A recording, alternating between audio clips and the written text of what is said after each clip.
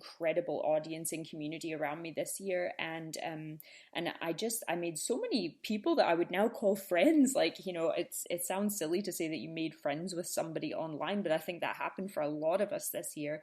And there are a lot of people that I still have yet to meet face to face, but that I talk to regularly, if not daily, at least a couple of times a week, which again isn't something that I maybe would have put much time or thought into pre-pandemic. So, to end things off with pandemic perspectives, I thought that I had better share my own, since I've been asking all of you to share your biggest lessons learned in 2020, and after surviving that crazy year in business. And, I think pretty much everything that everyone else has said, I can relate to in some way. I don't think anyone said anything that I disagreed with. I probably constantly said, totally agree, in speaking to every person. But I think for me, the one thing that really, really stands out is the importance of making time for myself.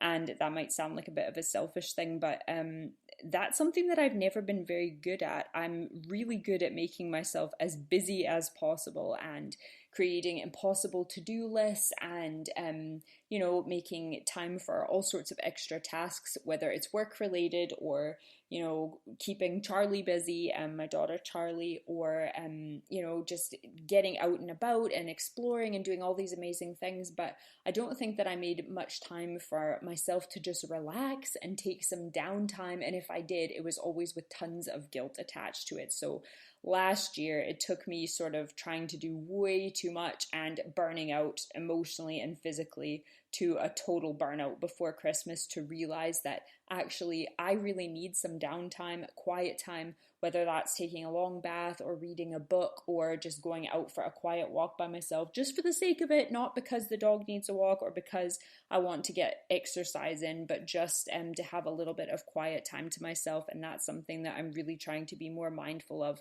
in this lockdown, and hopefully carry it forward through 2021. So I am going to end things there.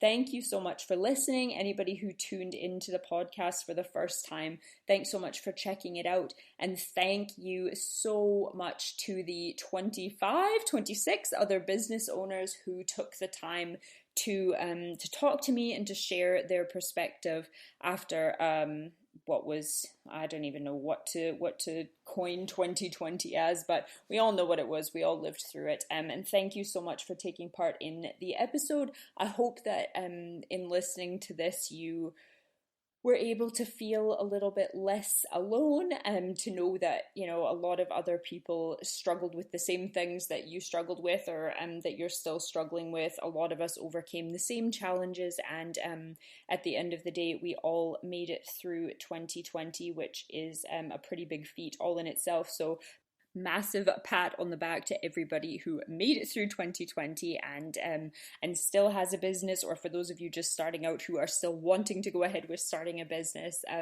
I think that we all deserve a massive pat on the back for getting through last year, and for the positive outlook that we all have for 2021.